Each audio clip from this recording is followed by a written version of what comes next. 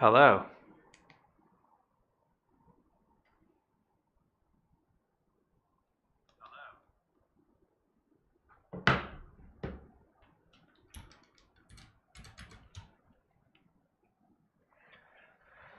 All right.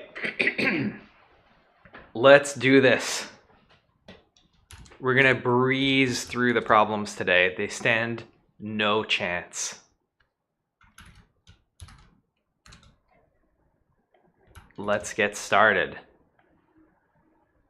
Number 141. Linked list cycle easy. Given head, the head of a linked list, determine if the linked list has a cycle in it. There's a cycle in a linked list if there's some node in the list that can be reached again by continuously following the next pointer. Initially, pause is used to denote the index of the node that tail's next pointer is connected to. Note that pause is not passed as a parameter.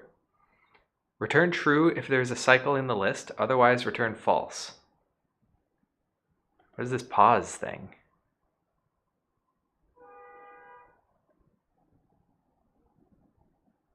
Pause is used to denote the index of the node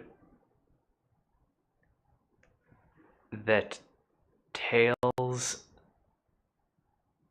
next pointer is connected to. I have no idea what this is saying with pause. I get finding a cycle. What is the pause thing? Can you solve it in O1 constant memory?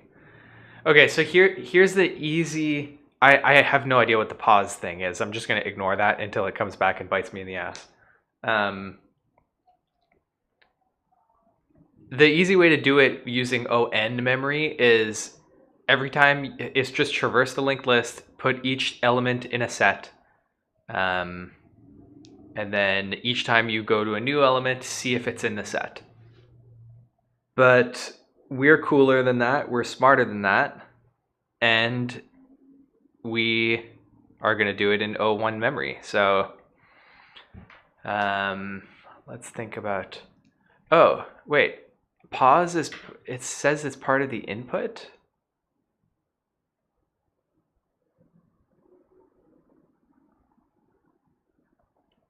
Internally, pause is used to denote the index of the node. Oh! It's just saying this is the node that... This is the place where the cycle happens. Which is not part of the input or output. So I don't know why it's even telling me about it. Anyway, how can we do this in constant time?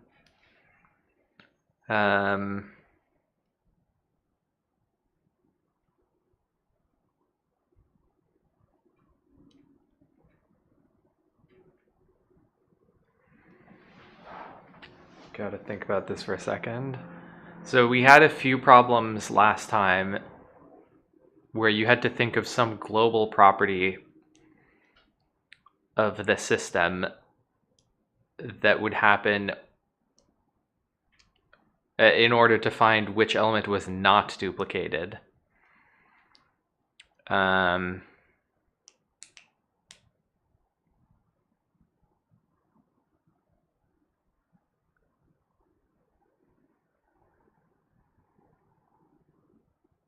Like here's some ideas I'm thinking that don't work, but a linked list is finite if it has no cycle, and it's infinite if it has a cycle, because you start going over the cycle.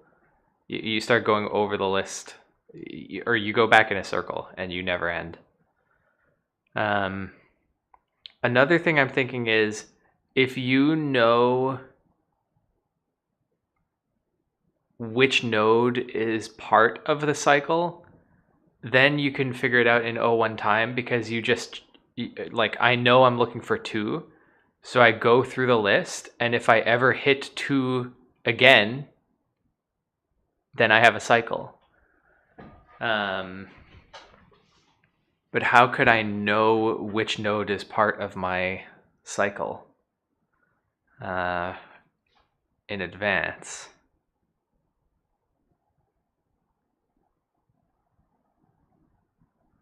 Like, the thing is, if I could just traverse the list once and find out what the nodes are, then I would know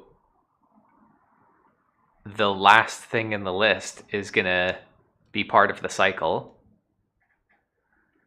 But how could I recognize that it's, like, I can't do that first step of just going through the list once, because I'd have to recognize that I'm in a cycle at this point to know to not continue.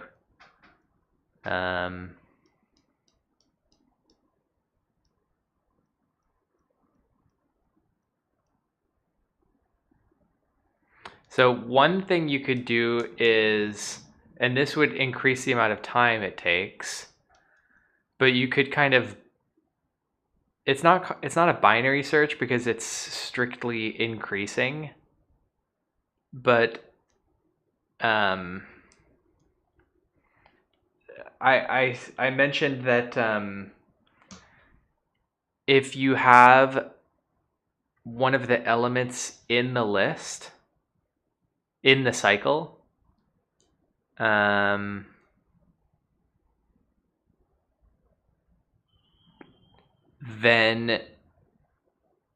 you can recognize if there's a cycle in O(n) time and O(1) space by just going through the list until you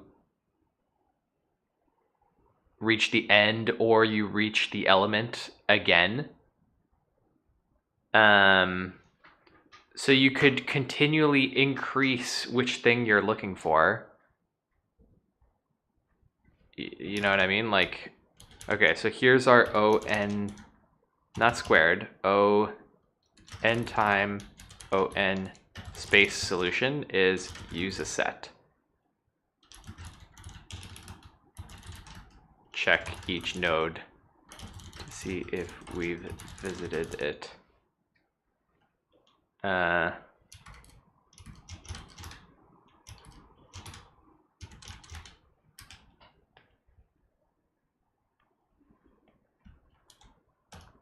And then here's a O. I am thinking it's n log n time and O(1) space, which is choose a node, check if it's part of a cycle, double the like depth of the node.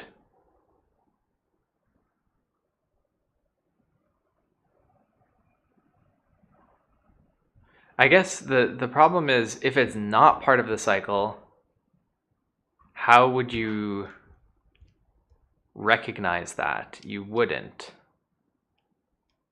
You would just keep going forever and you wouldn't notice that you're not in the cycle. But I guess you could just pick an n. So it's like choose, you know, choose a number, iterate n times, and see, iterate 2 times n times, and see if you end up back at the nth node.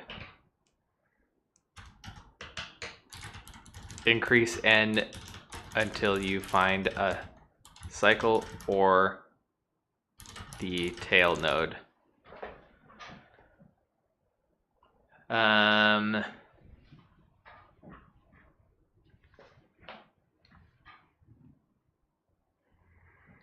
So how long is it going to take to find the tail node?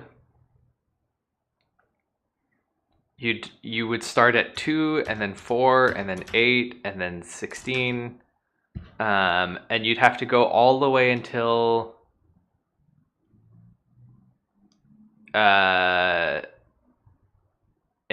n is half of, I shouldn't have called this n, Let's call it I.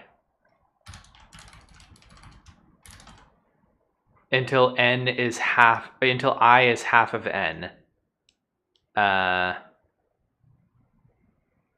Which means, and each time costs n to iterate. And to get to I half of n while exponentially doubling would take log of n. So yeah, this is a n log n O1 space solution. It doesn't say that there's a O(n) time O1 space solution. We've got these two trade-offs. I think we go for our O1 space and we see. I can't immediately think of a faster way to do it. And we've already spent 10 minutes on this easy problem, so let's just try this. Okay, so for I in range,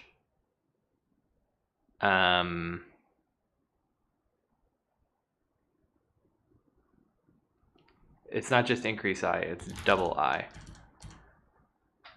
So for I in range, well, we don't know, we keep going. While true,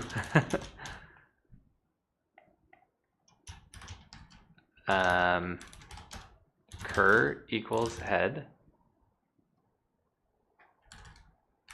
We put that in here actually. While true, cur equals head.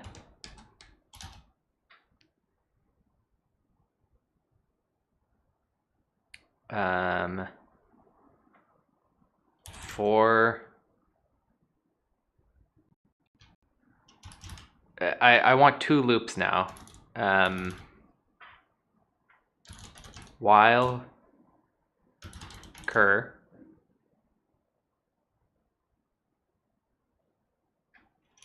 how do I say this? The up to 2 to the n, up to 2 to the I, so for blank in range 2 to the I. I just want to traverse, and then I'll pick my node. So this is just to grab the node that I care about. So cur equals cur.next. And at the end of this, we have the cur that we care about. Out here, I'm going to start I at 0. And in here, we're going to increment I by 1.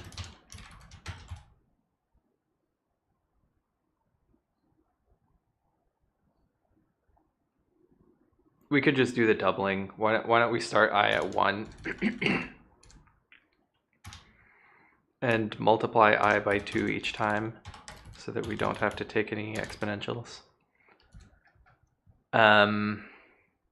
Okay, so this brings us to the node that we care to look for. Let's call that target. And then for blank in range I, cur equals target. Starting here, we see if we ever get back here. Cur equals cur.next. If cur equals target, return true. We found a cycle. If ever you can't go next,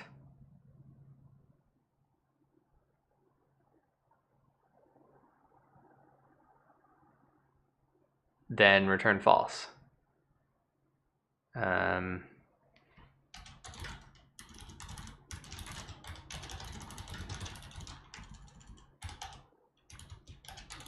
If not,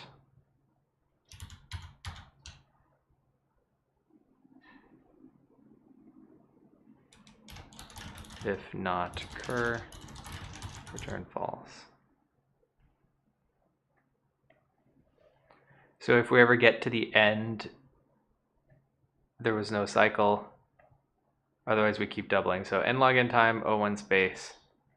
I know they're gonna they're gonna hit me with some stupid edge case that's gonna make me fail the first try.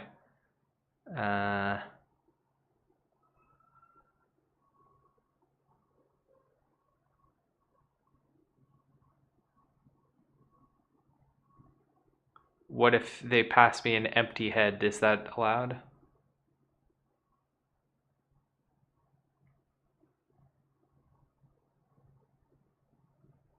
It doesn't say it's not, so let's add if head, if not head. Well, I don't know if that counts as having a cycle or not having a cycle, so I guess let's not do that and just see what it does.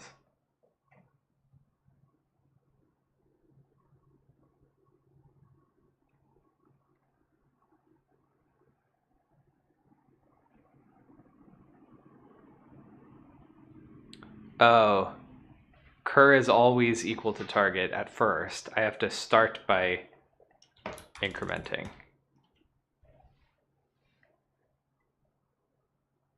Which means I'm missing yeah. If not target, return false.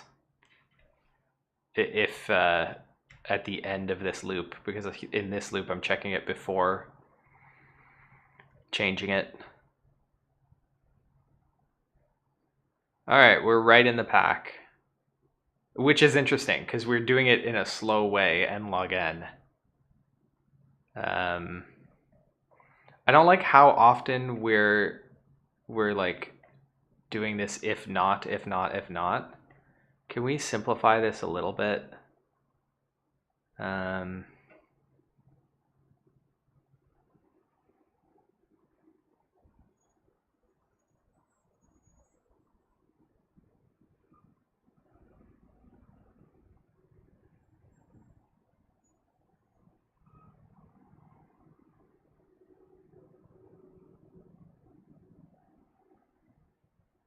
That's fine. All right, did anyone manage to do O1 space ON time?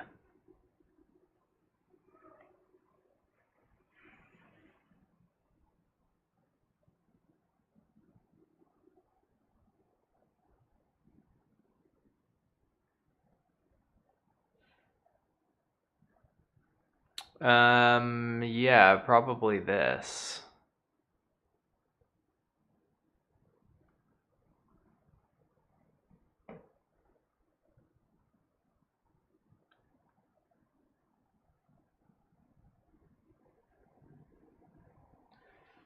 Okay, so their target increases by 1 each time, and their current increases by 2 each time, and if they ever reach back to each other, there was a cycle.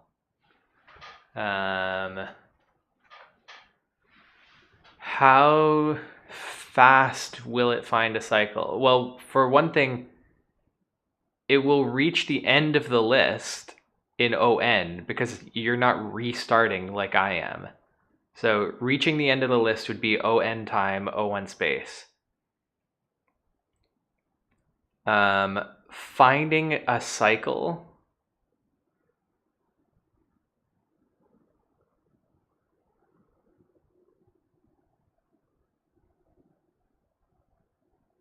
is hard for me to figure out in my head how long that should take.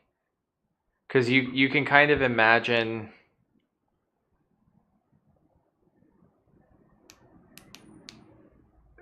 two situations. One where it's a really long time before the cycle starts.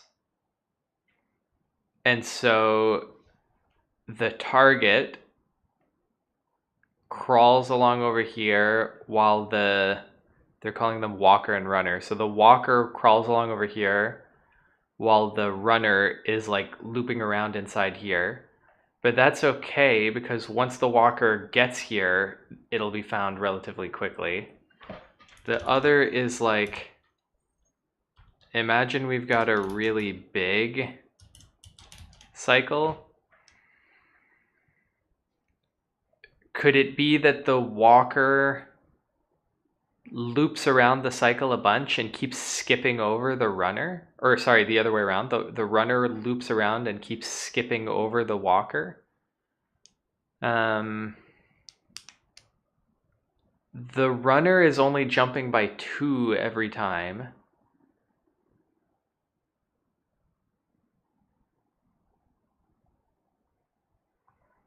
So I think that means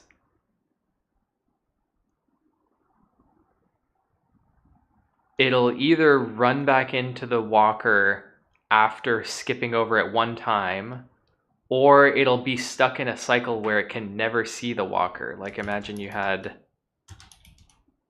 this and the walker was right here and the runner was right here. No, it would have to, you'd have to have an odd. Okay, here's the thing. If there's an even number of nodes in the cycle, then the walker, when it's here, if the runner starts here, it would skip over the walker. And then in the next cycle, the walker would be here. The runner could go up here. And then in the next cycle, they'd meet back up. So if there's an odd number, they would converge after being skipped over once.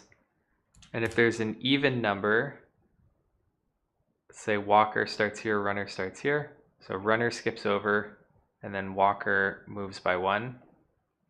Then runner skips to here, walker moves over by 1. Then runner skips to here, walker moves over by 1. Then runner lands on walker. Okay, so whether the cycle is even or odd, the runner lands on it, and the runner can't like continuously miss the walker. He can only miss him once. So that's very cool. Walker and runner, O1 time, because it's like it takes ON time. It takes ON for the walker to get to the cycle, and then once you're in the cycle, it takes 2 times N at most to be found. So overall, it's ON. Super cool. That's very cool. All right, next problem. 142. Linked list cycle 2. Given the head of a linked list, return the node where the cycle begins. If there is no cycle, return null. There is a cycle in a linked list if there is some node in the list that can be reached again by continuously following the next pointer. Internally, pause is used to denote the index of the node that tail's next pointer is connected to, 0 indexed. It is -1 if there's no cycle. Note that pause is not passed as a parameter. The node where the cycle begins, so that would be 2, aka pause, or 0 indexed, so it's 1.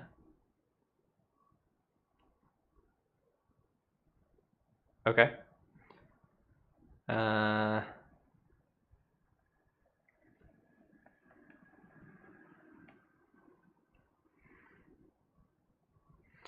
So, and then I'm guessing it's going to have a comment about O1 memory, yeah.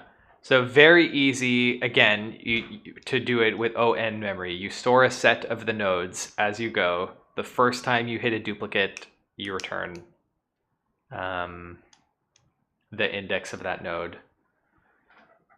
If we're going to do this with O1 space, the walker and runner idea only tells you that there is a cycle, and it tells you one of the nodes in the cycle. But it doesn't tell you the first node in the cycle.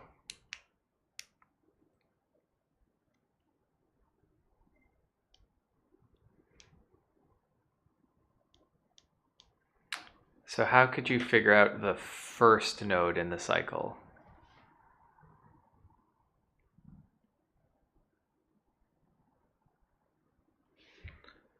I have a feeling there's going to be some mathy way to do a walker and a runner and have some property that says where they're going to meet if they walk and run in a certain way.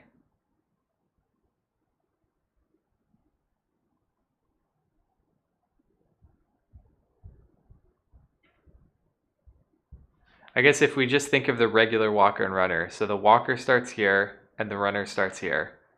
And the next step, the walker's here and the runner's here.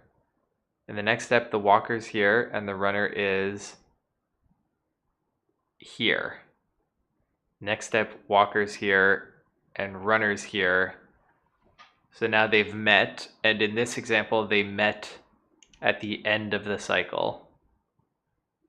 But that's probably not guaranteed. Let's say this 4 was not here and 0 connected to 2.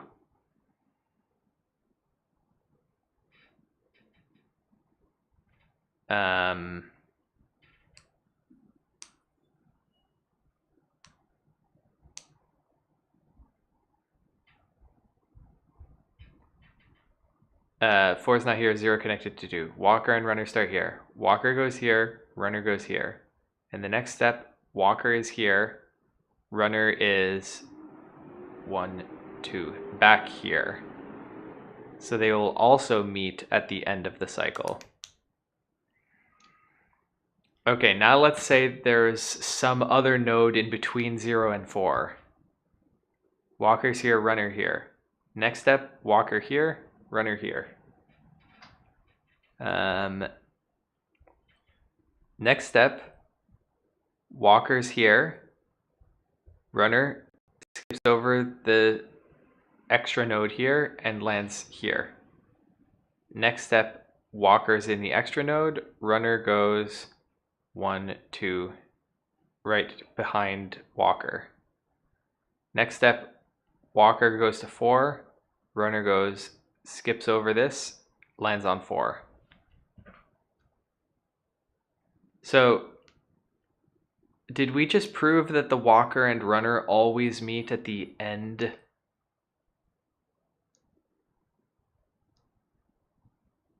No. Maybe we showed that when there's only a 1 step run up until the list.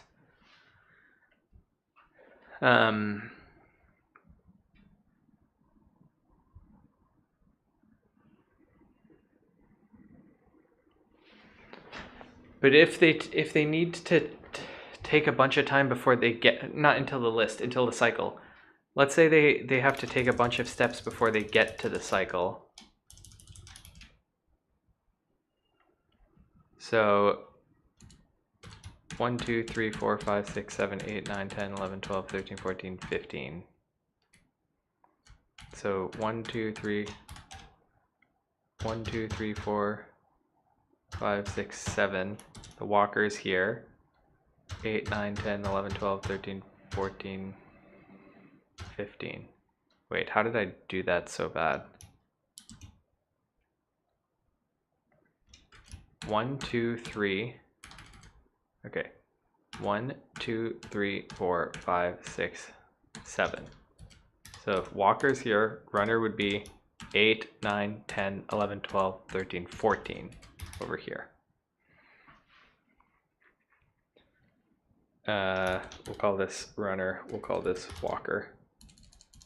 Okay, so in the next step, the walker goes up by 1, the runner goes up by 2. Then the walker up by 1, runner up by 2. Walker up by 1, runner up by 2. Then walker up by 1, which puts the runner here, and then runner up by 2. Walker, runner, walker, runner, walker, runner.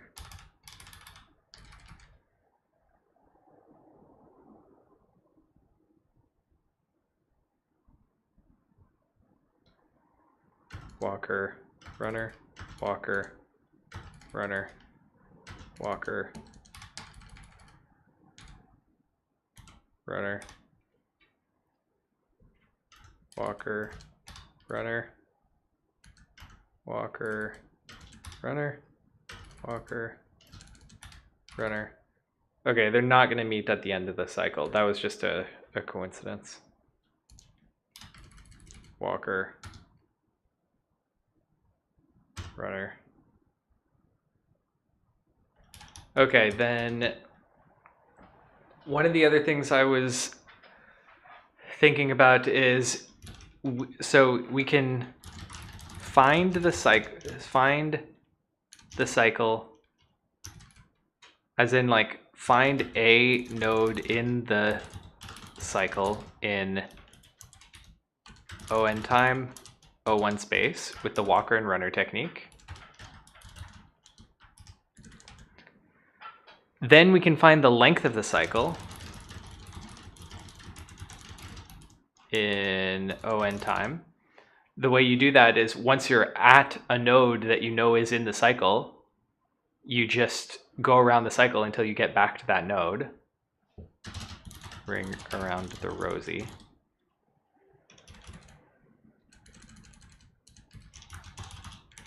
So ring around the rosy. Gives you the length of the cycle in O(n) time. Running Man gives you a node in the cycle.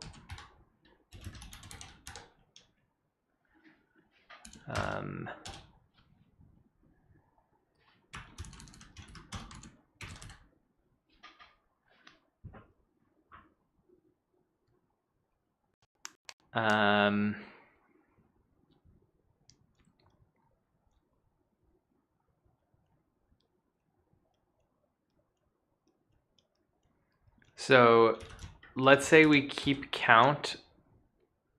The things we can know are like distance from start to a node in the cycle and the length of the whole cycle.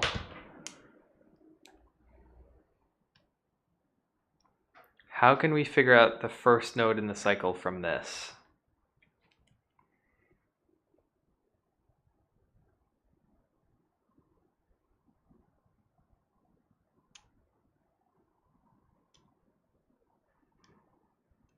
Because if we knew the length of the not cycle, that also gives us the answer. The length of the part that's not in the cycle. We know the length of the part that's not the cycle is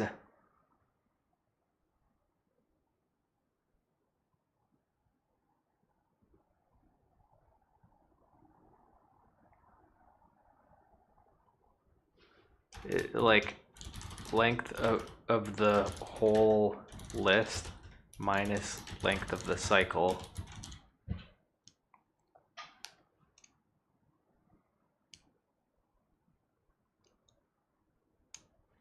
And we can figure this out, but we can't figure this out, length of the whole list.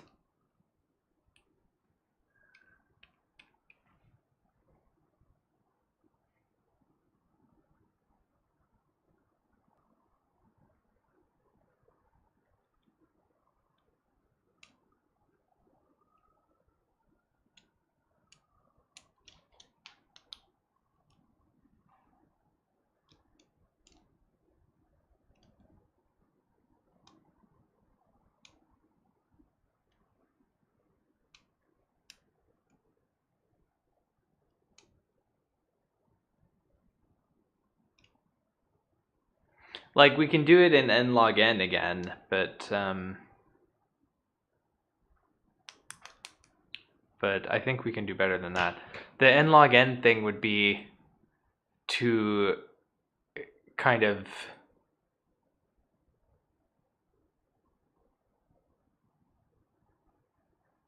like, how do I say this? It's like we can tell whether a specific node is in the cycle in n time,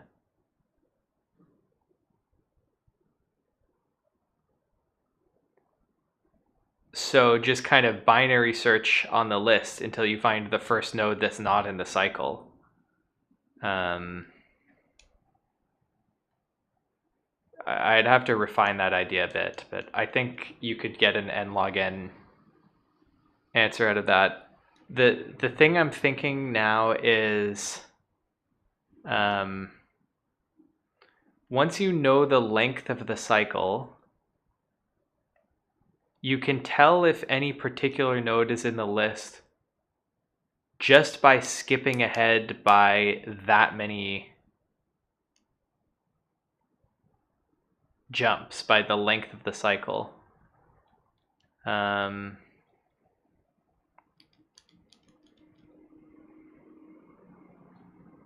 problem is that is O of n time. You can't quickly jump ahead unless you store some extra stuff, but you'd have to store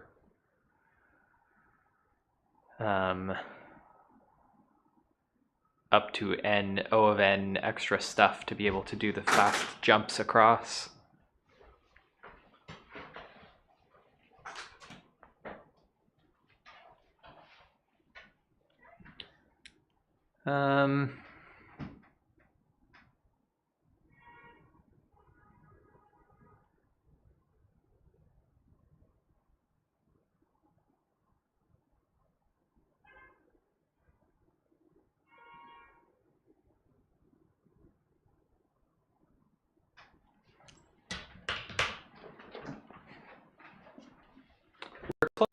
We're close. We have a lot of the pieces, I feel like.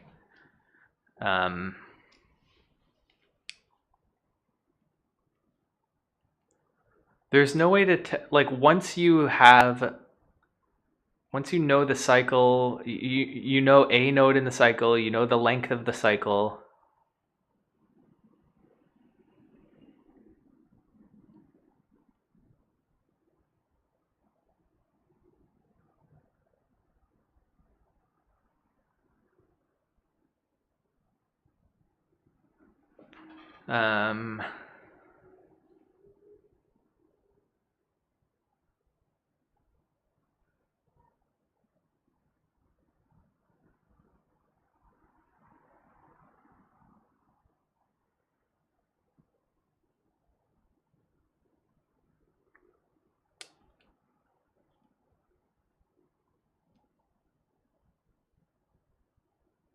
Because I'm like, there's an n squared idea where for each node in the list, you go forward by length of cycle and see if you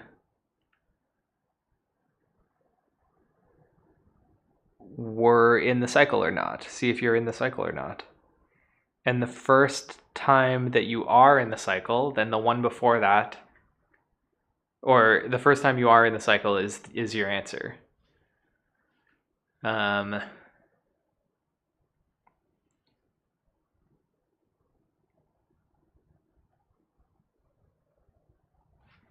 that's not fast. Unless there were a way to test if you're in the cycle in O1, O1 time, but I don't see how that could be without storing ON extra space.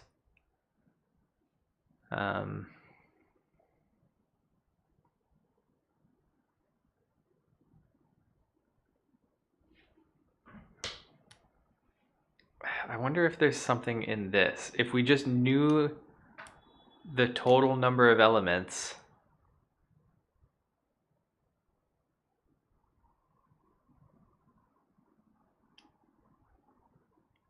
but I don't know how to do that without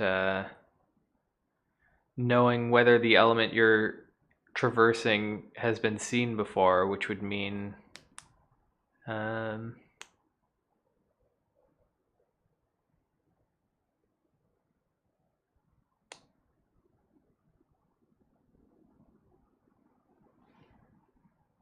storing a list of the stuff you've seen before, which would be O of n.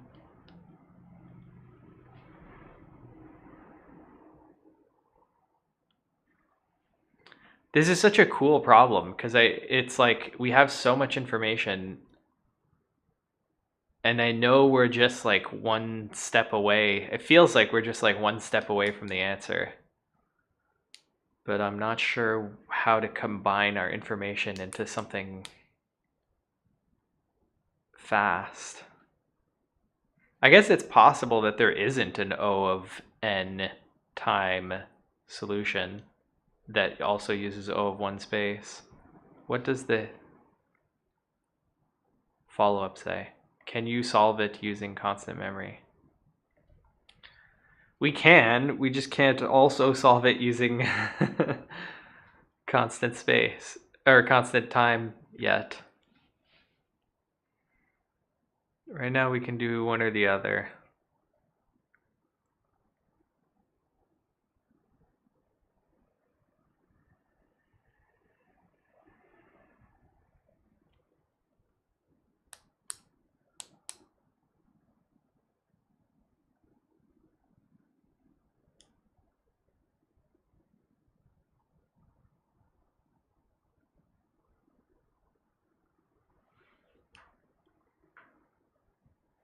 So our Running Man technique gives us some arbitrary node in the cycle. Maybe we need to think harder about a different technique that would give us a specific node in the cycle.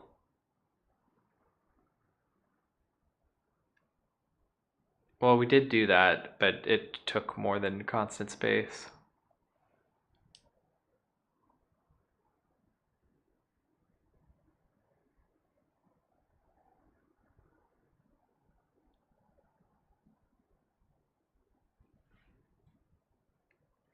Do not modify the linked list, because that would have been the other way to cheat, is to store our ON space inside the list itself.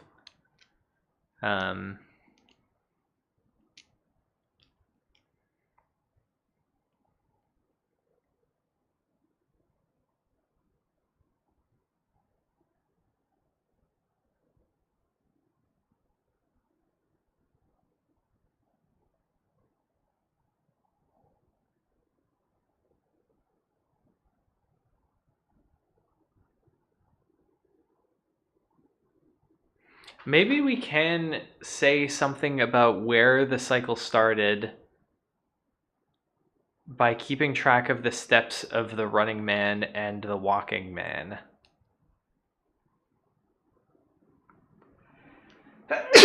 Excuse me.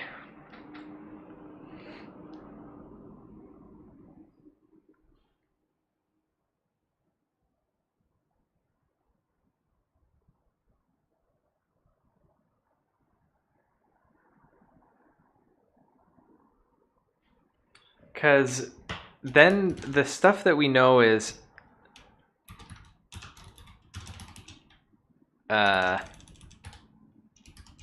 distance from start to a node, length of the whole cycle,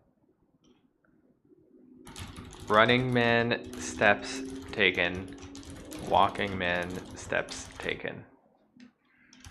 And this feels like it might actually be enough to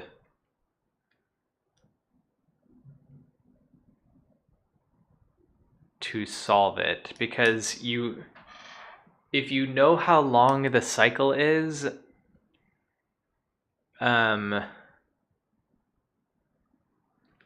you can probably figure out where in the cycle you must have met the walking man, given that you both started at the same position. Like, you know how long it should take you to get back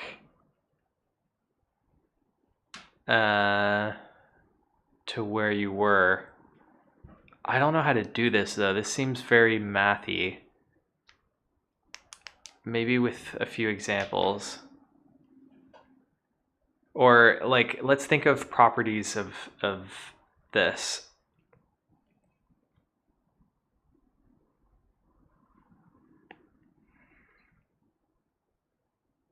So the amount of steps the walking man takes must be greater than the amount we're looking for, the run up to, like, what do we, the thing we're looking for is non-cycle nodes, number of non-cycle nodes, the run up to the cycle. So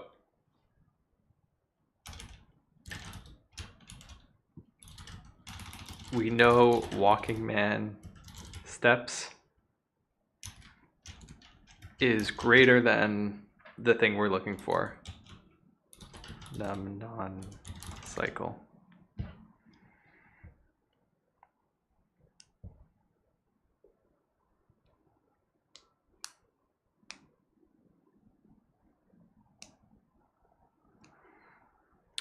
Because they only meet once they reach the cycle. They only meet when they're inside the cycle.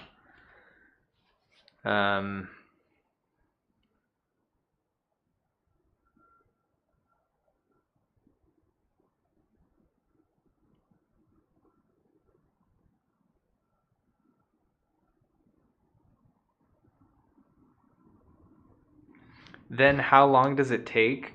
I have a feeling it has to do with like whether there was an even or an odd number of steps in the, either in the cycle or in the run up to the cycle or both.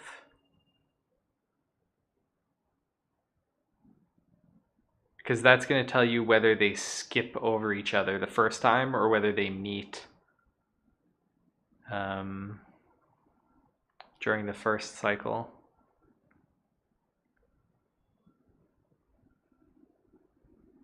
We also know that running man steps, like obviously that's greater than num non-cycle because, or you know what, running man steps is the same as walking man steps. When I say running man steps, I mean that the running man takes twice as many steps per time as the walking man.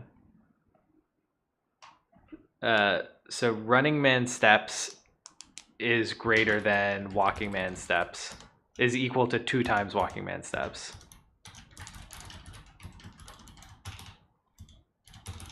Which is greater than the non-cycle amount.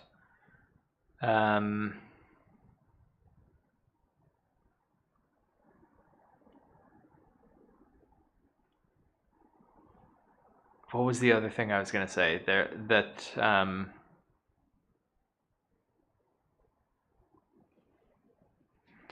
we know the running man needs to loop back at least once.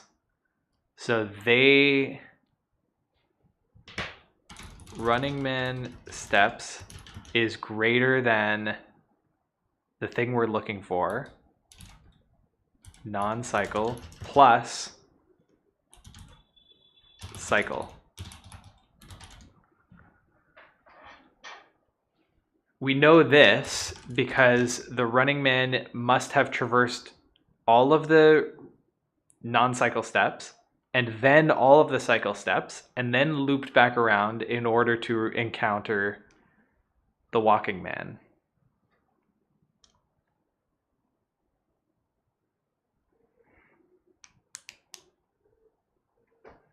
And we know cycle. So if we move this to this side of the equation,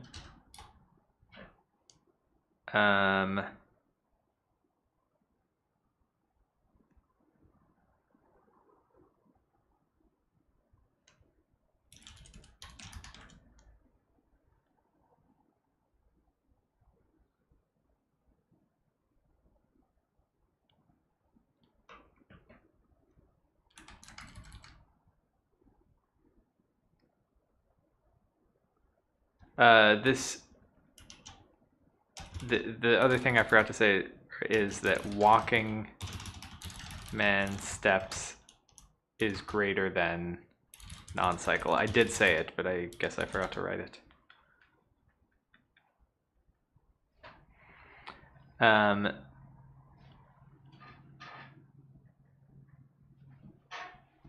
This is not telling me that much, is it? I think I'm just like restating a bunch of stuff we already know.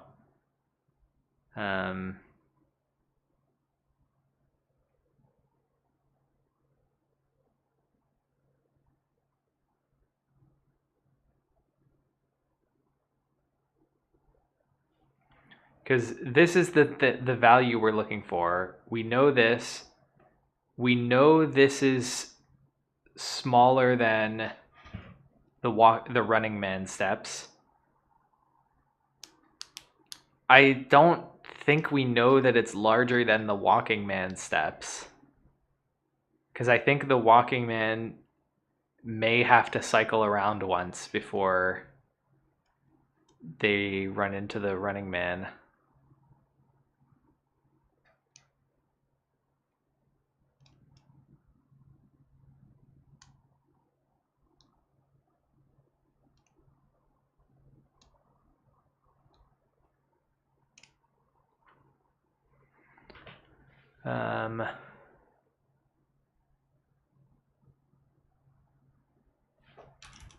We know the running man is equal to 2 times the walking man.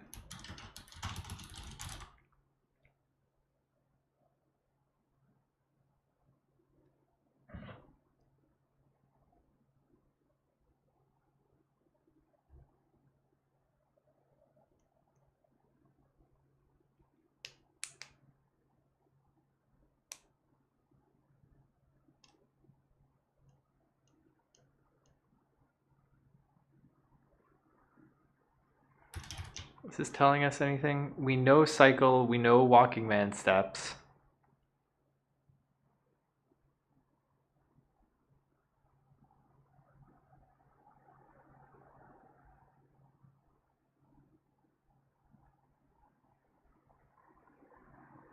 But it doesn't tell us what the non-cycle is equal to.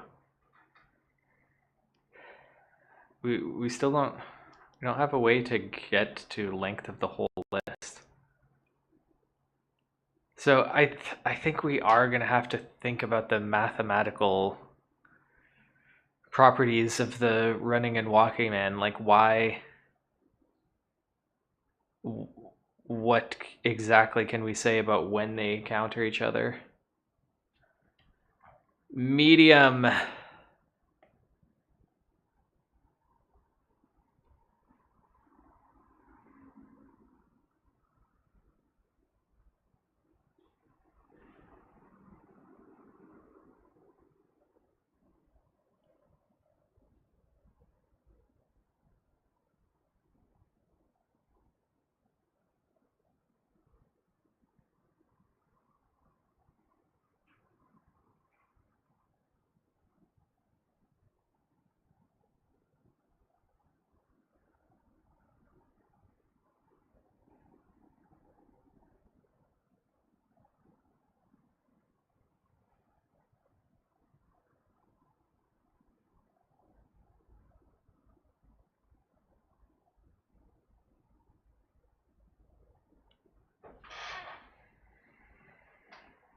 I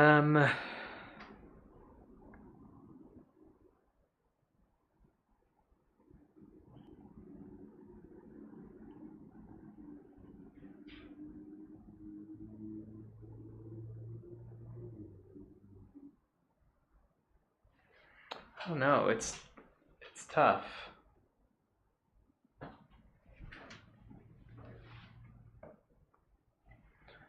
It's tough. You gotta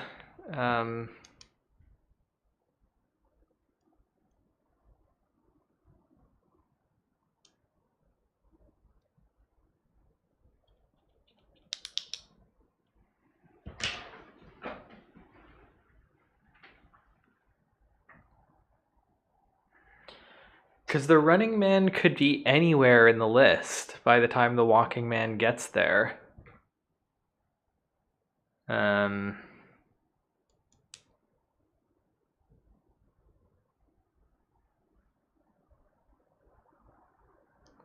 Let's say you know the cycle length.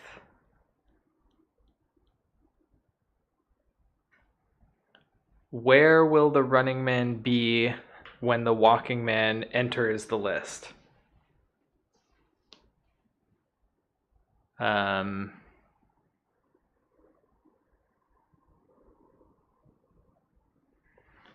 the walking man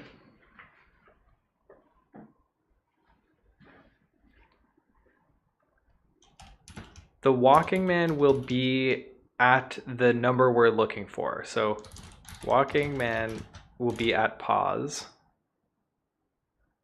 The running man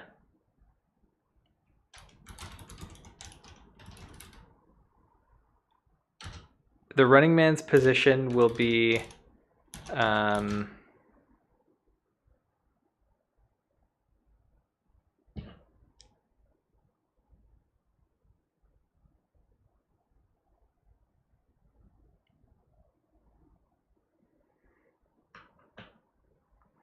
pause plus pause mod cycle, right? Because the running man walks twice as much as the walking man, so pause plus pause, but the second one gets modded by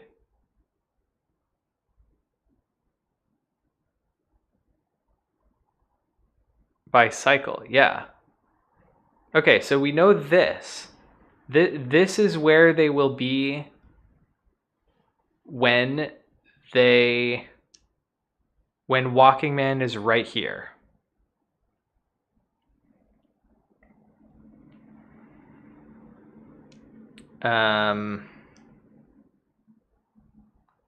Therefore,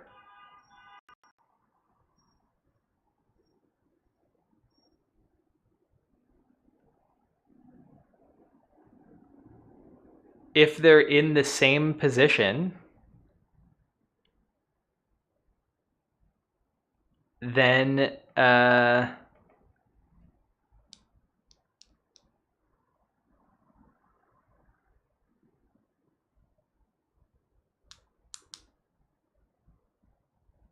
wait.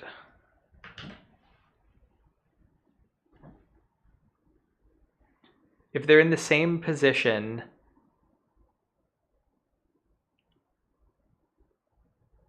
at the time that the walking man directly entered. No, I don't learn anything. Like that, I've already said everything.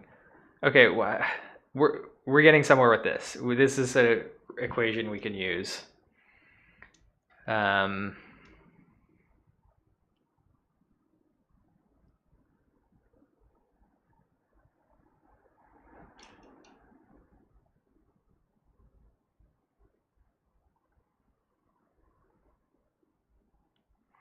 So at the time that walking man has entered the list for the first time,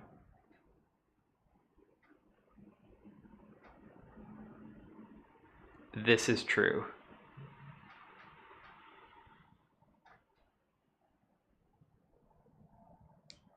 These are their positions.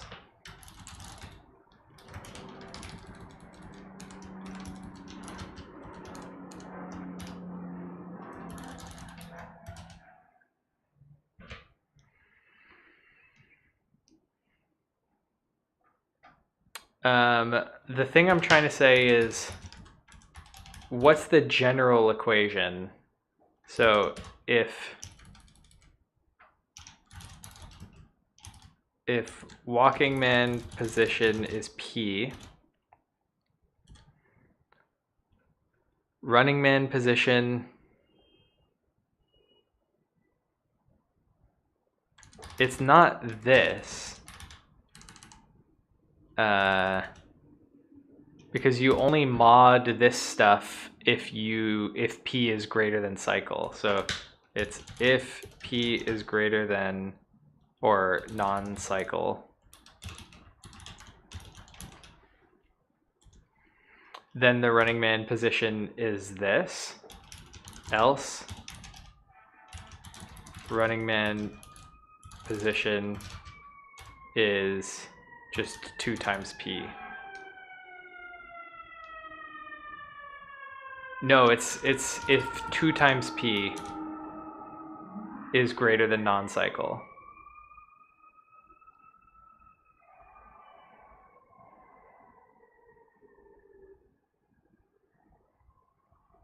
No, you can say P also, because the mod won't take effect.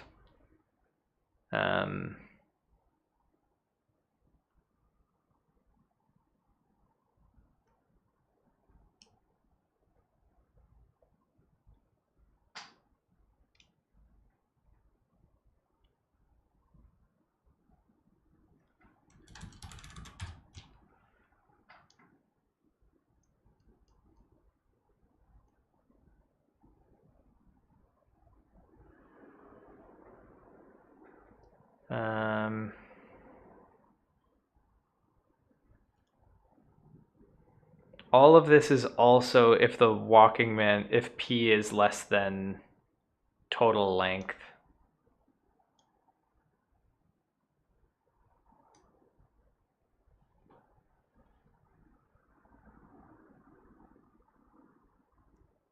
I know there's enough information here. It's going to be like, if you start them at the same position, they meet at a certain place. If you start them offset by 1, they meet at a different place. And that should tell you everything you need to know about, because you know the length of the cycle. That should be able to tell you the run up before the cycle, but it's just so mathy, it's hard for me to come up with.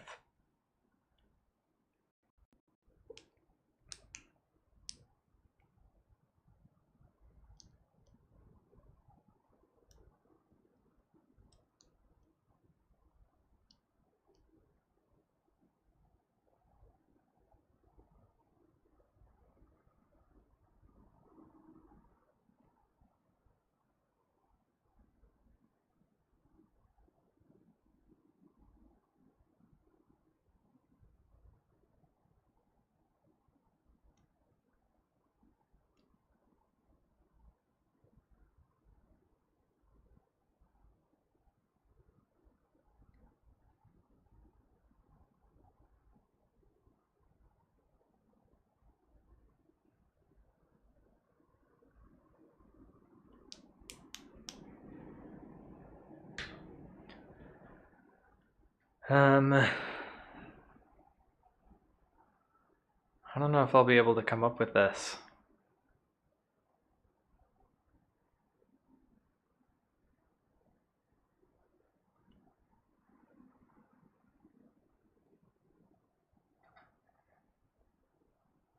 Like, I need a better way to think about this modular arithmetic stuff.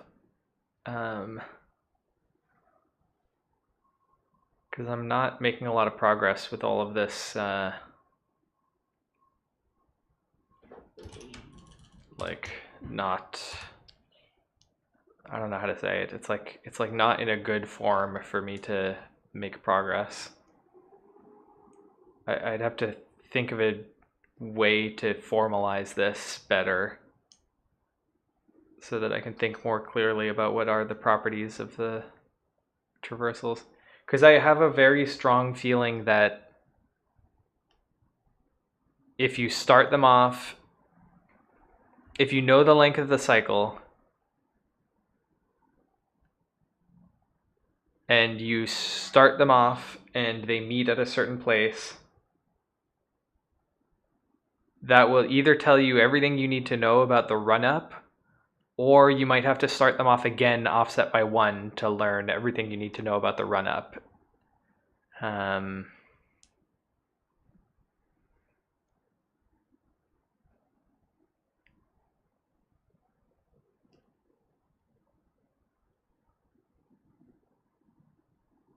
It just seems like that should give you enough information, because we have so much information.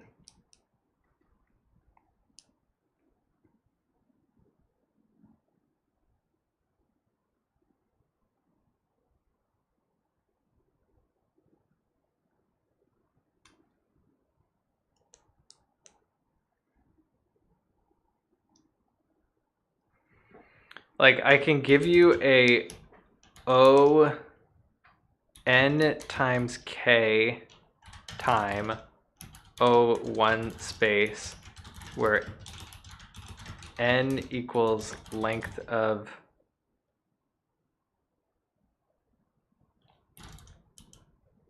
is like number of elements in the list, and k is number of elements in the cycle.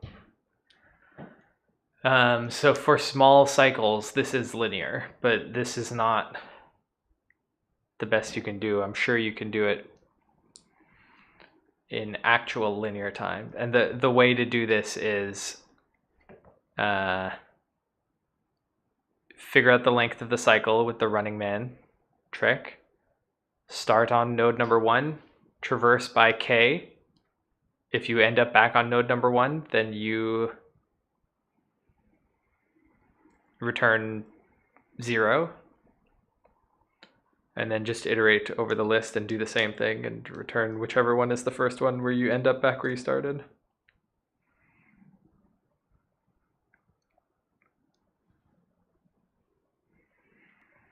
But that's n squared if k is close to being the whole list.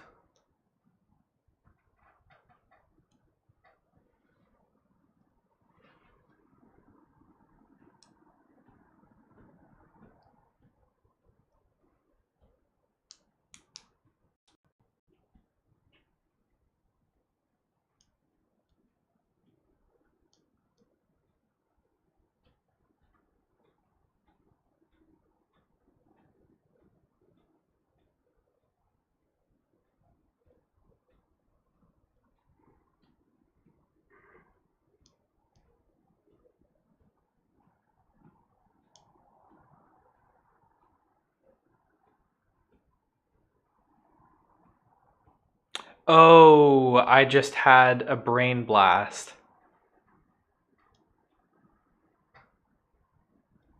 What if you have a running man that jumps?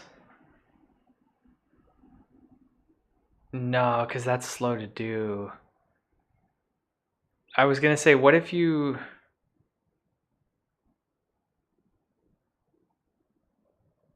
no.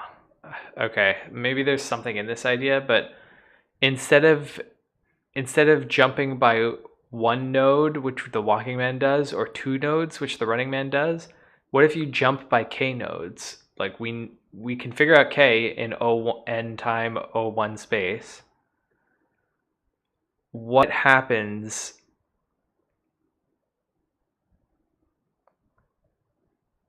if you have a running man that skips ahead to k nodes?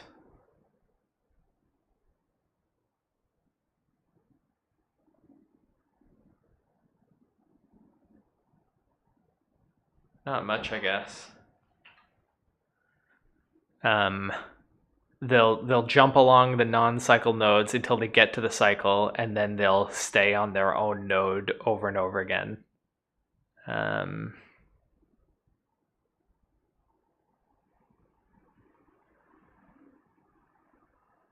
Which I guess would tell you would know for sure once you're in the cycle. You'd have a bound on where the last node before the cycle was, which would be at most k steps away.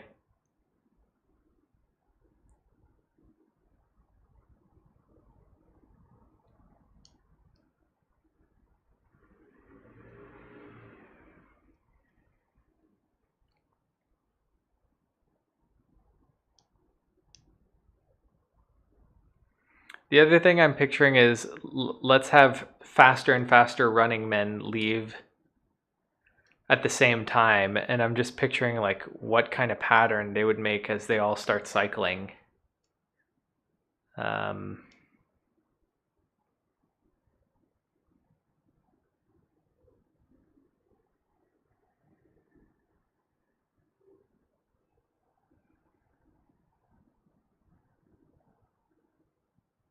don't know, it doesn't really tell me much.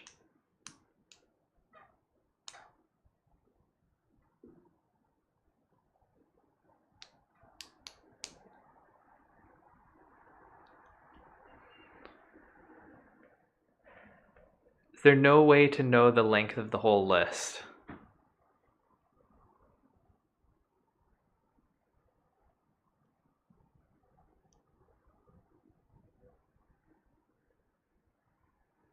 We can put a bound on it because we know that the running man must have traveled more than this.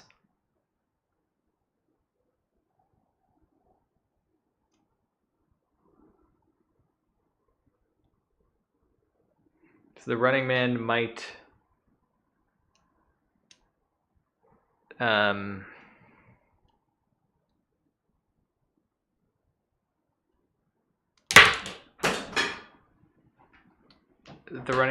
have to go through the whole list plus the cycle once or twice before reaching the walking man.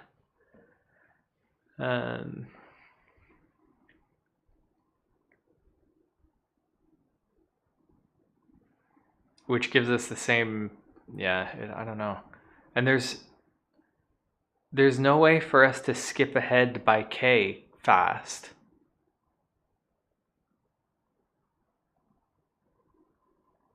Yes, there is. By having a second pointer,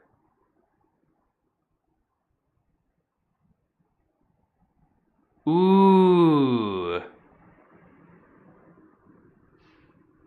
Okay, the skip ahead by k idea works, I think. So you have 2 pointers. One that starts at the start of the list, one that starts k ahead. You iterate them forwards one by one. And whenever they're at the same spot, that's pause. Because that means the pointer that's ahead has gone around the cycle once and met back up. You know that by the time the walking man gets to the list, the other person will be k ahead, which means they'll be back at the list. We did it. We finally did it. Okay. Okay.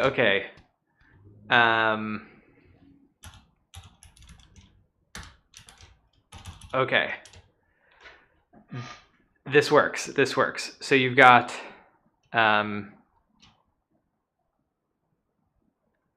walker equals head. I don't know what to call the other walker. I'll just call him the k ahead walker equals head. First, we have to find k. To do that, we start by doing the walker and the runner.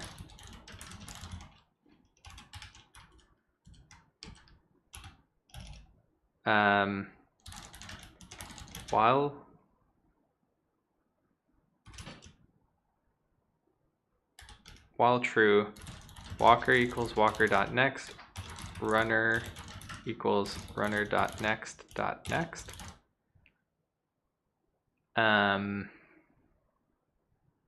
We just need to make sure. Can I just do like this?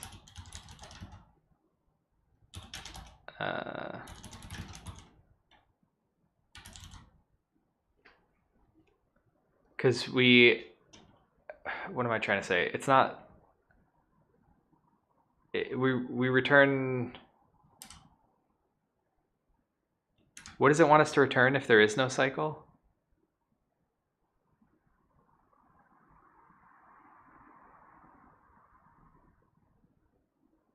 Does it not say? Return null. Okay, return none.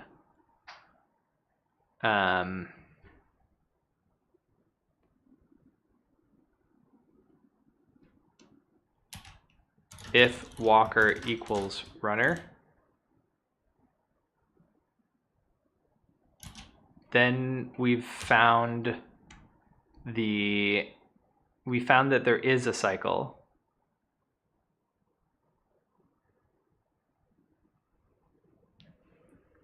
There is a cycle. Let's find k.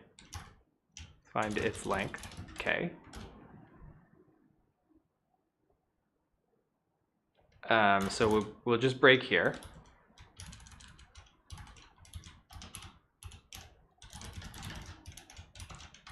Find the length of the cycle. Okay. So k equals 0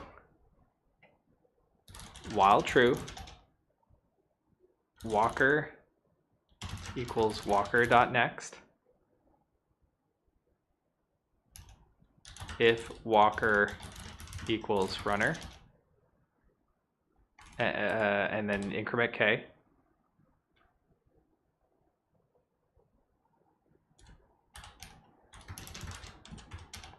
Break.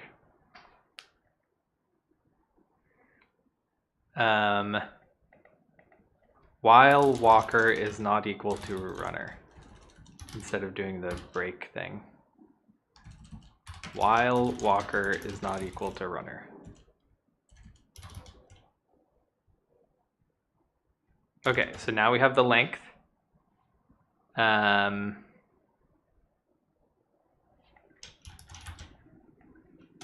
we'll set walker equals head, k ahead walker equals head.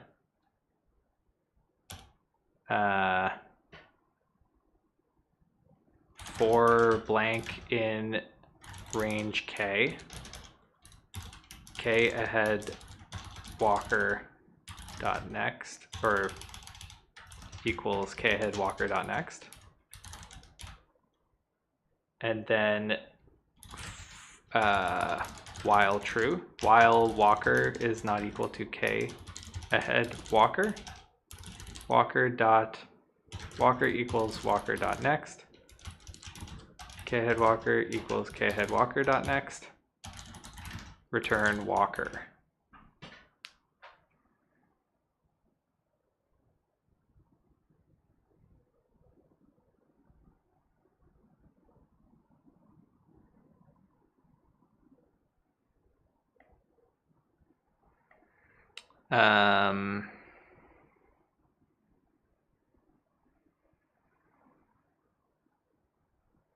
I am starting them at the same place,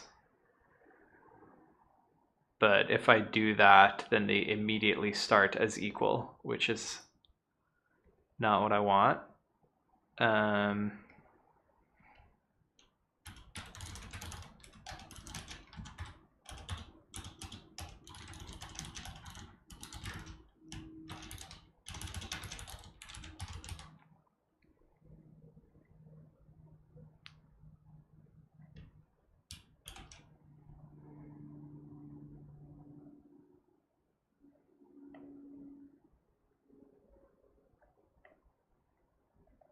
Okay. Why is this one wrong?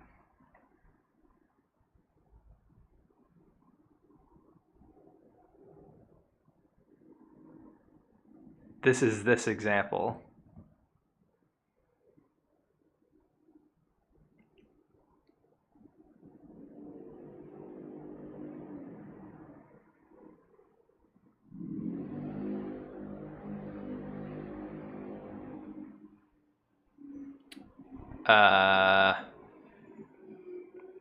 I have the same problem here. Walker needs to start one further.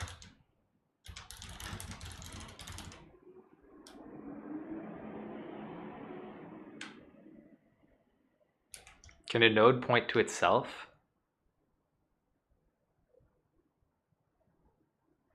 If a node can point to itself, then this will be wrong.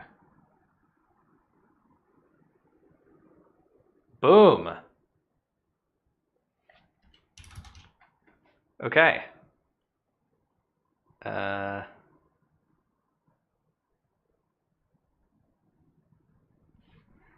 bet this can be written a lot more neatly.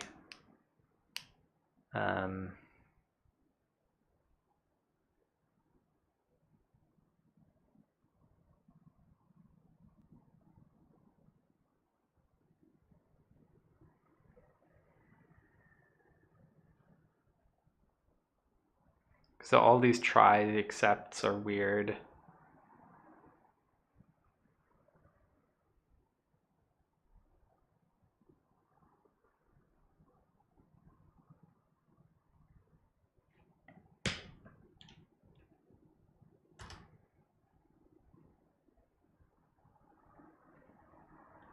So step 1, find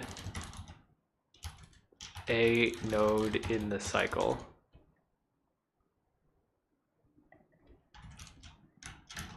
Step 2,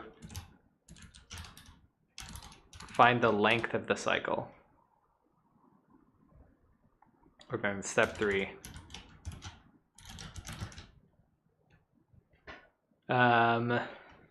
Find the first node in the cycle.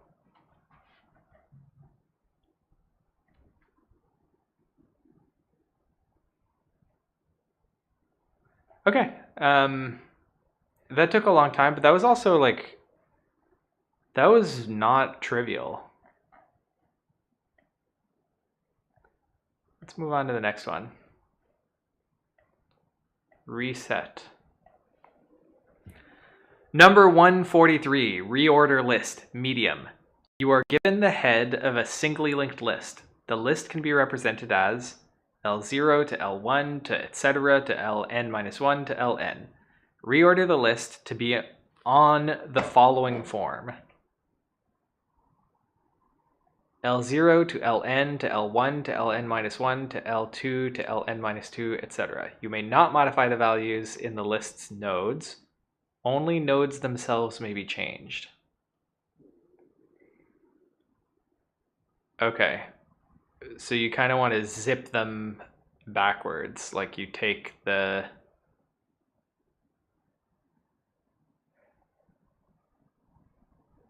It's like you have 2 pointers, one at the start and one at the end, and then you interleave the lists.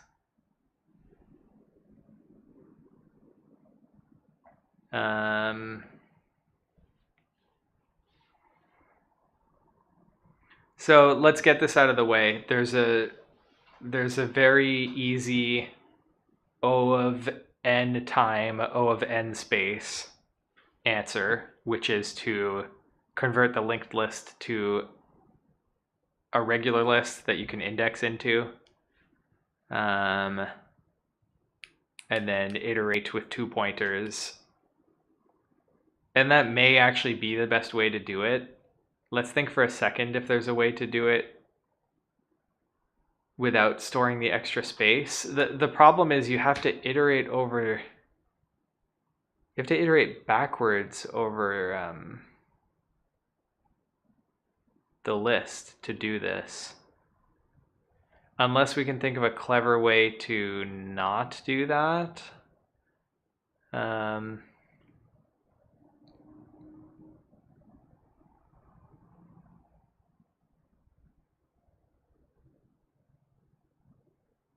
Yeah, I guess I can think of a clever way to not do that, actually. So you iterate over the list, and for all of the even numbered ones, you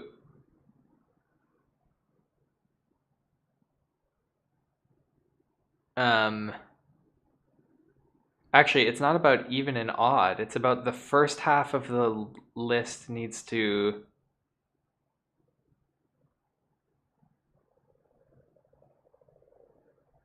be somewhere, and the second half of the list needs to be somewhere else.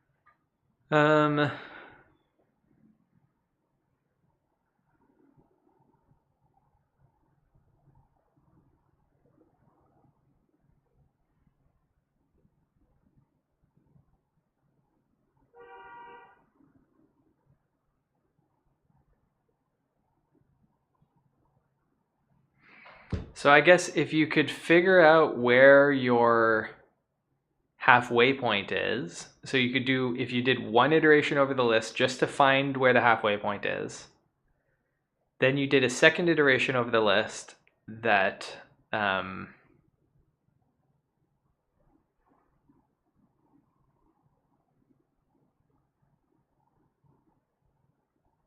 for the first half of the list does nothing.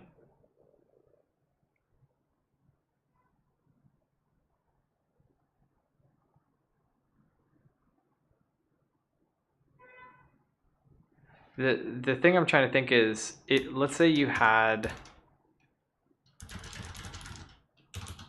this is first half, this is second half. The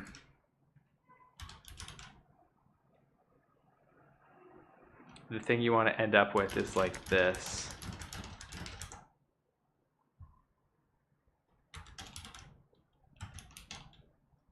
Right?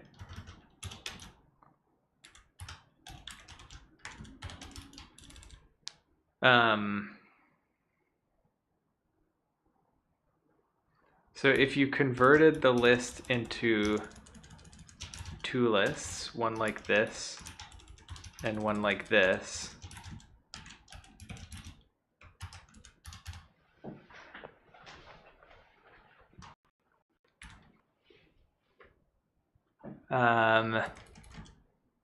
then for this list, you flipped it backwards, which you can do in one pass. So these are like this. Take the second list and flip it backwards.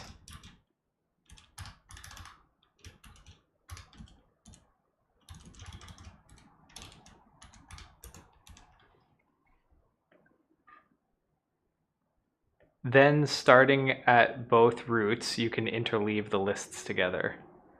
So I think that's what we're doing.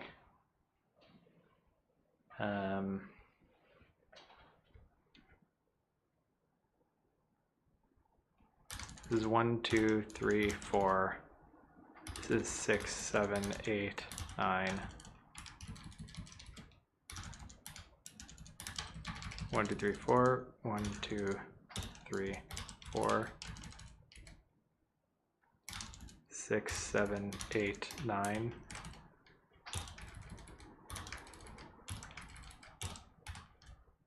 And then when you interleave them, you end up with 1, 9, 2, 8, 3, 7, 4, 6. Okay.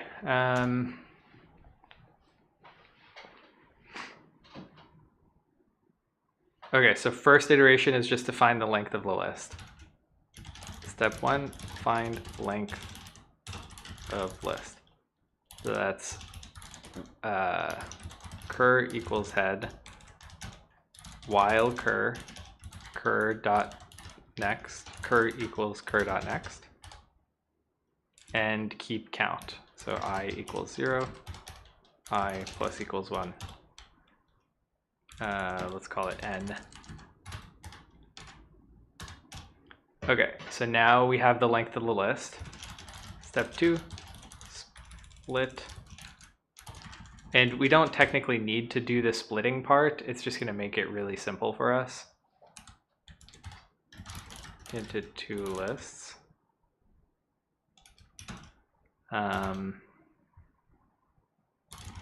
Head 1 equals head.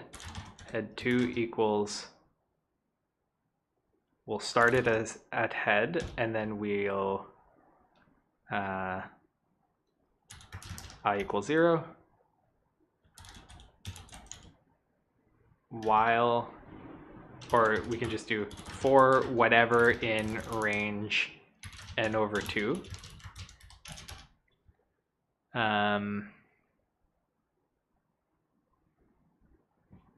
And this, we're supposed to round up, right? Yeah, it looks like we're supposed to round up.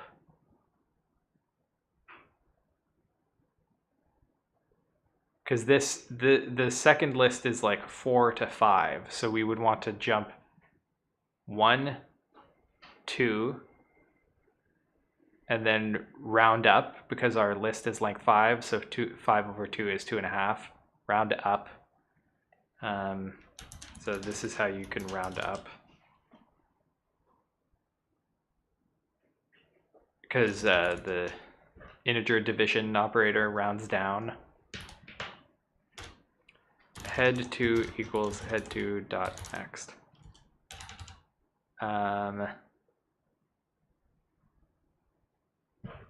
Or I guess the other way to do that would be don't round up, round down, and then head2 dot next equals none. So that we're disconnecting 3 from 4, but at the same time we need to remember head2. So we can do both at the same time here with a tuple destructuring assignment. The other way to do this would be with a temp variable, but this is, you get temp variables built in with Python.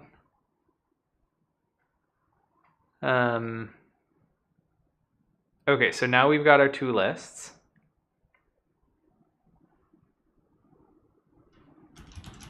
Step 3, reverse the second list. So for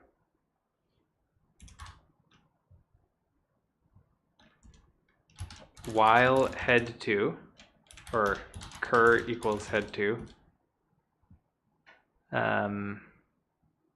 we're not going to need the pointer to 4 anymore, so we could just modify head2.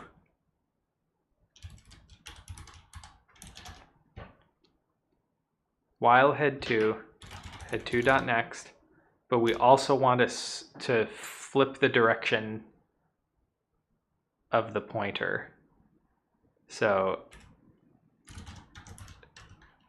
move head2 forwards, but at the same time make it point backwards.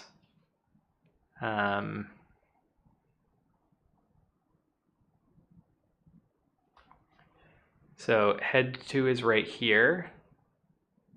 I want its next thing to point to me.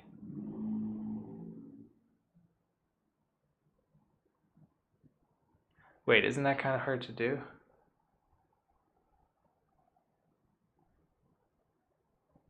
I need some extra variables. So prev equals none.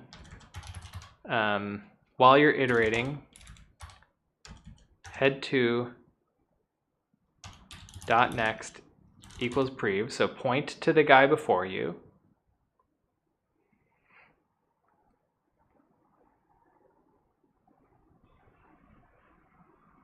Which is actually renders half of this not needed. Here I can just say, I can go back to rounding up.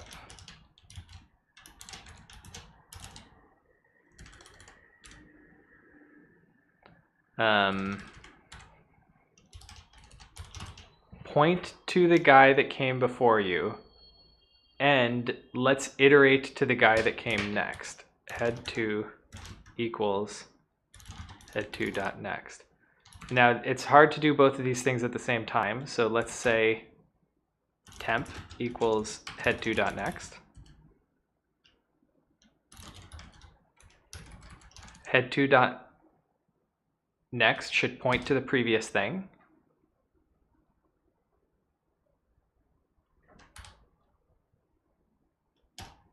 The previous thing should be, the new previous thing should be me, and now I should point to what was the next thing in the list. Okay. Step 4, interleave.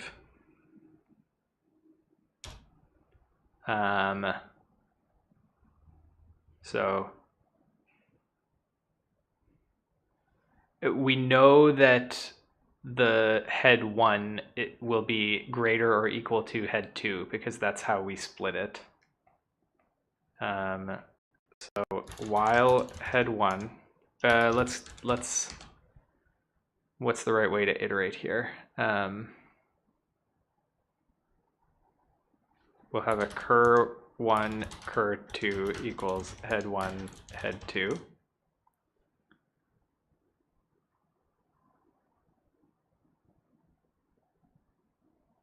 We kind of don't actually need those because we're not going to need references to head 1 and head 2 by the end of this.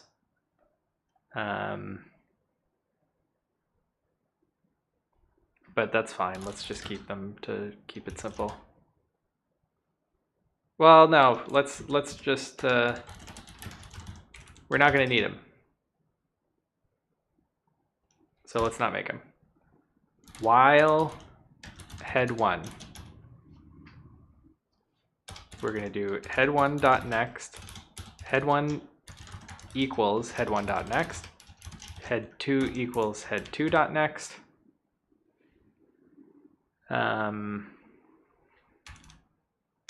That's how you iterate, and then the thing we're doing is interleaving.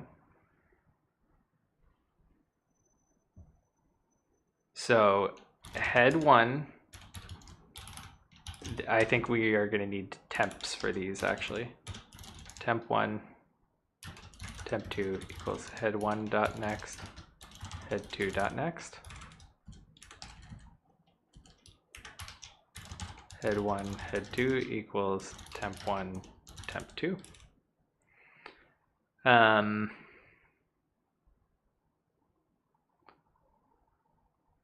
Then how do you actually interleave? You say head 1 dot next equals head 2, and head 2 dot next equals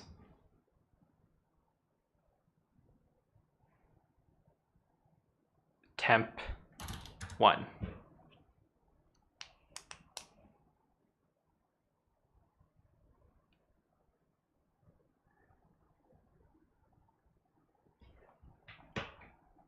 Okay, that's the whole thing. We're going to have a bunch of bugs in here because we just wrote too much code all at the same time.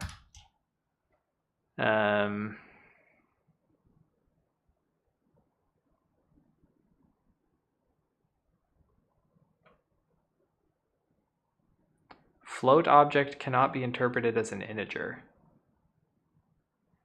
Why not?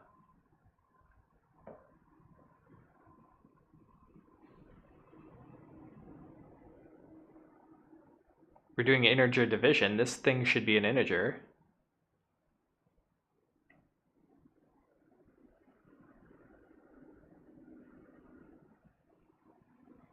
Should it not? Is that not how integer division works? Python. 5.5 divided by 2. 2.0. Interesting, I never knew that.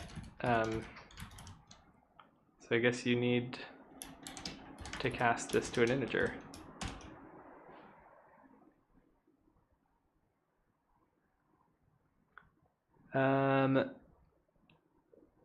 Yeah, that's okay. Once you get to the end of the list, head 2 will end first. Head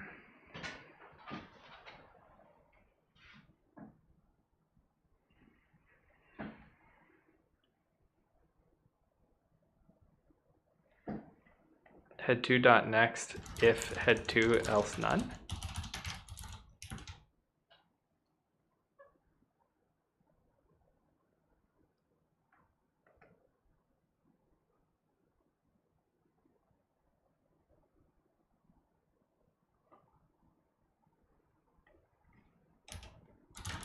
If head 2, then you do that.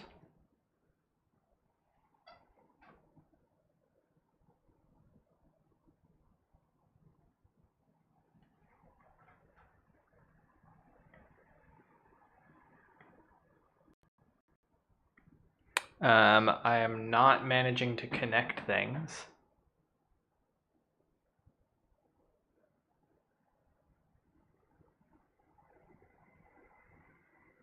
I think we need some print. So first of all, let's print between each step. Am I getting the right length of list? 4, 5, yes. Am I splitting into 2 lists? Print head 1, head 2.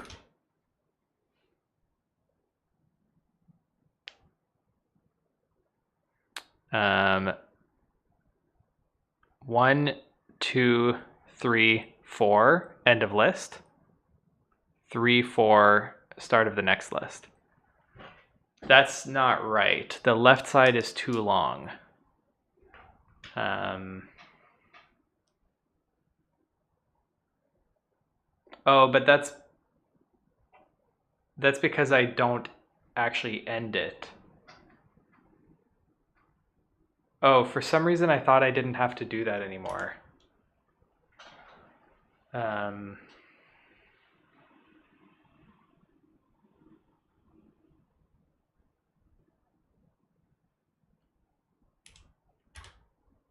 So once I've found head 2,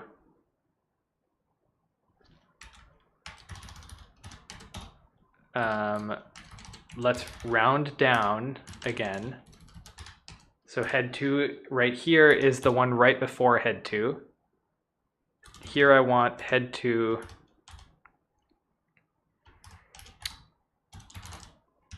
I'm going to want head 2 to be equal to head 2.next. Let's do a temporary variable for head 2.next. And then head 2.next equals none to actually split the list in 2. 1, 2, 3 is the first list, 4 is the second list. So that's not right either. I've still gone too far there. And then with 1, 2, 3, 4, 1, 2, 3 is the first list, 4, 5 is the second list. So I'm doing the right thing when the list is odd. I'm going 1 too far when the list is even. So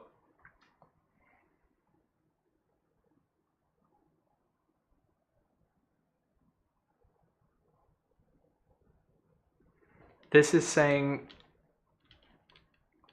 if the list is length 4, I think I want to add a -1 in here.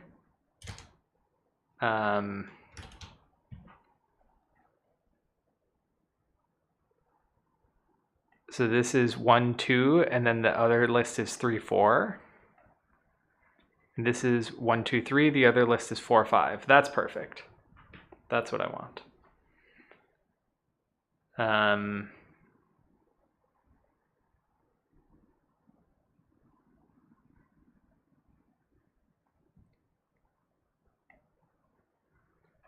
Okay. So the lists are correct at that point. Then print head 1, head 2.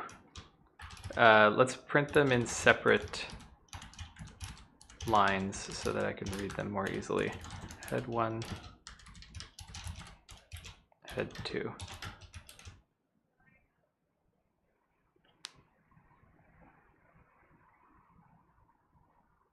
Head 2 is none. Head 2 is none.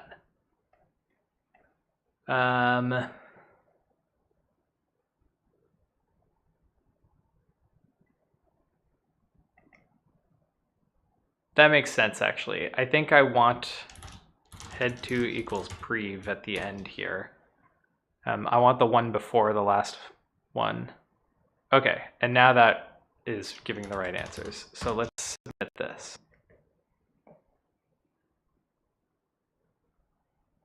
Ta-da!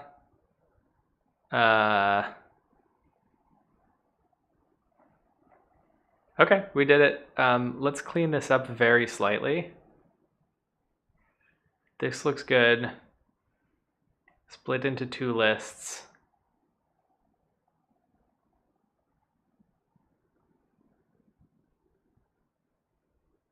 That's fine.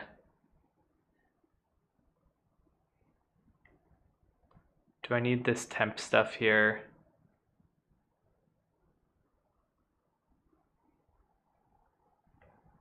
I can do the tuple thing here just to save a bit of vertical space. That's not always what you want to do, but sometimes having a like this is often harder to read than the other way around, but sometimes being able to fit the algorithm on one page is worth it, especially if the thing you're combining is just like really simple assignments that are easy to read horizontally.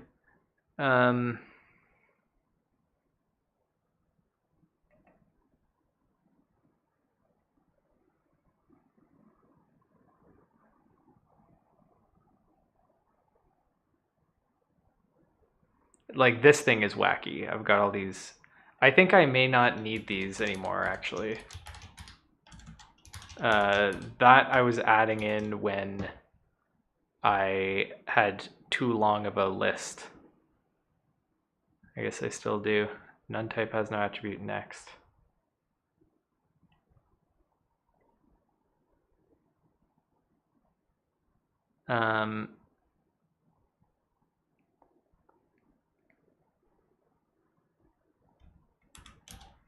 If head to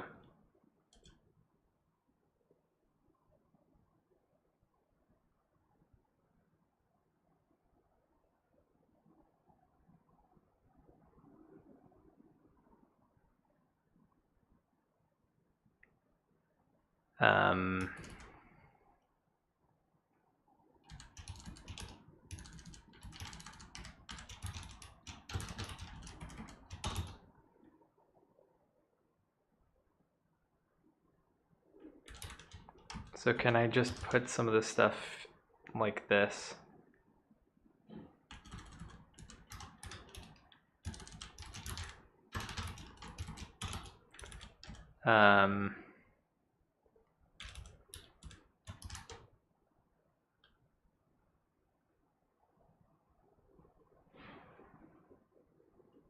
No, I don't think so. I think this was fine the way it was.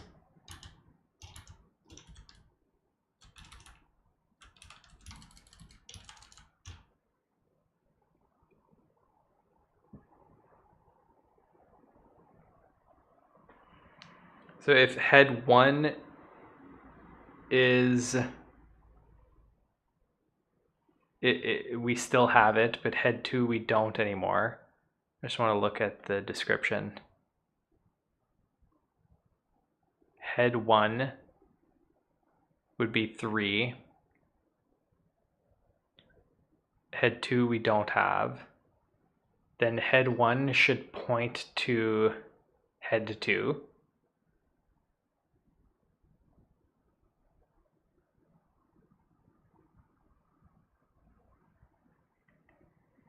So head 1.next should point to head 2. So this is unconditional, whether or not we have head 2.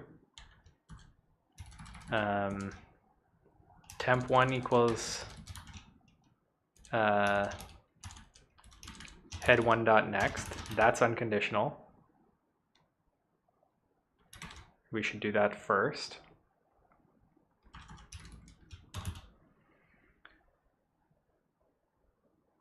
Temp 2, you only need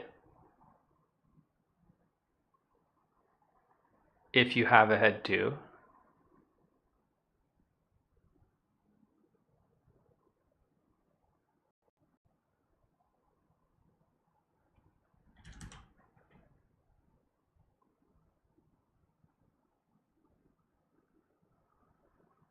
And you only need to be setting head 2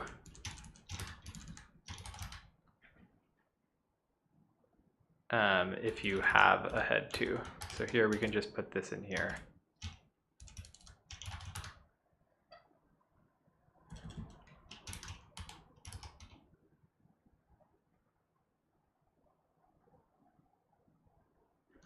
And this can be up here. Okay, slightly easier to read, I think.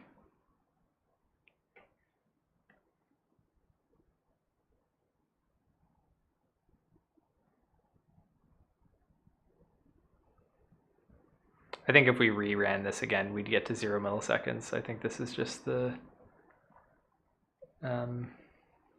variance in Leetcode. There we go.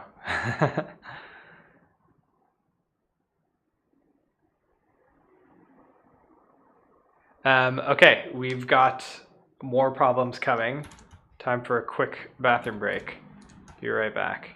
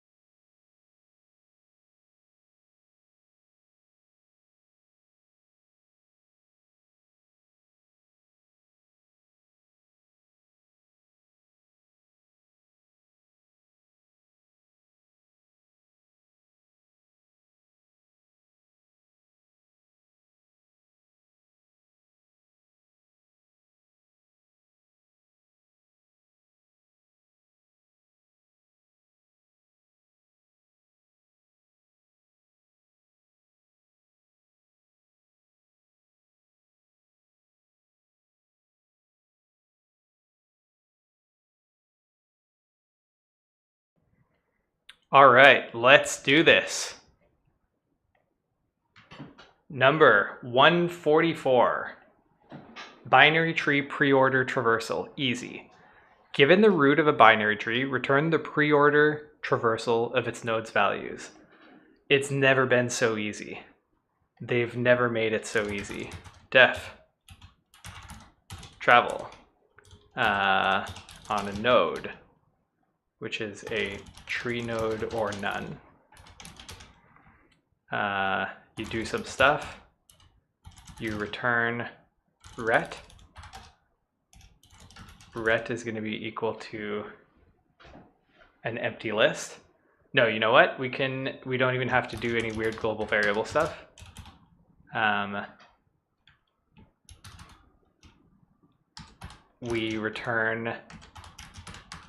We simply return a list that includes as the first element root.val, as the second element self.preorder traversal of root.left, and as the third, or unpack this into a list and do that again on the right. We add a base case. If not root, return an empty list. Boom. That's what I'm talking about. That's more like an easy problem. 0 milliseconds beats 100%. Good win under our belt. Next problem. 145, binary tree post-order traversal. Okay, can we do this in less than a minute? Return. So root.val as the last thing. Self.postOrder traversal of root.left. Expand that. Expand the right side. Add a base case. If not root, return empty list. Submit. Sub 40 seconds. Boom! All right, what a way to end it. Thanks for watching. Hopefully this was helpful. If yes, please leave me a like and do all that other stuff that YouTubers ask. And that is all. Peace.